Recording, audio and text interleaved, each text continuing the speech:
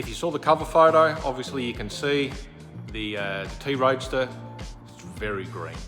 Originally Butch had said, oh yeah, maybe like an olive green or something like that. And then we painted some samples, then he said, no, I want something brighter. Okay, so we did, that's what he chose. We weren't sure at first, but it is growing on us. So I'll run through that, I'll turn the camera around a bit and we'll just walk through it. But we've got a little bit of new merch, a flannel shirt, and then I'll show you a little product that we do. So let's turn the camera around and check out the T Roadster. So as you can see, I've got everything sort of laid out. I mainly just did this for a bit of fun for a photo, but I will start assembling the chassis this week. Probably start with the back end, get all the diff and everything all mounted up and back in. We have all the front end stuff there, but I do have to send a couple of bits and pieces off to get polished. So along with the rocker covers or valve covers, if you're in America, they'll get polished as well. So I'll get that stuff done. Hopefully Ren from Guru Polishing will get that back to us pretty quick. I've still got to paint the motor and I've got to paint the gearbox. The wheels, now currently they're black. We're not really sure what color we're going with the wheels. What we're going to do is probably assemble it all, put the body on, fire a box, put the wheels on, and then I'll take a photo and send that to my friend Tony Wong, who does our photoshopping, and maybe do them body color, so do them green. We did suggest that we do them yellow and then we could call it the John Deere T Roadster, but I don't know if Butch really wants that.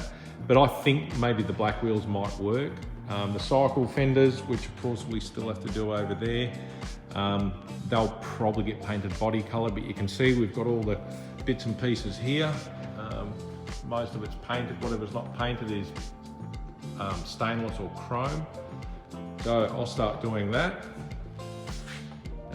Yeah, a big jigsaw. But let me just show you a product that we also do. So this little kit here is a tube sort of K-frame kit that we do. So basically you've got the four pre-bent upper and lower bars, obviously to each side.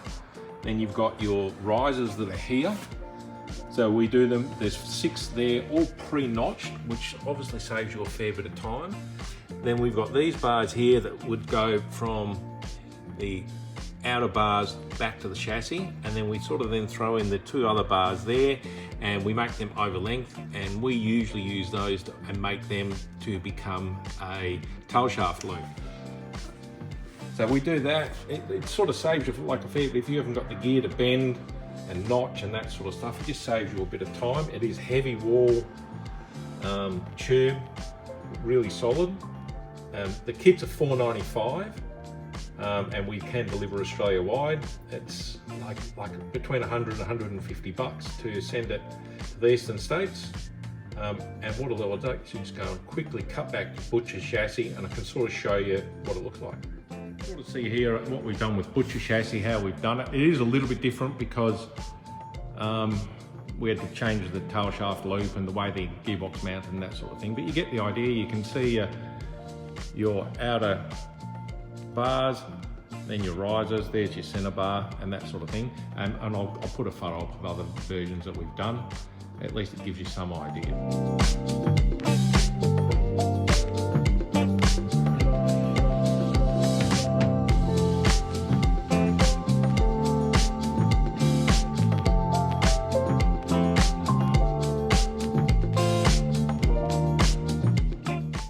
Well, that wraps up this week, I guess, or this episode.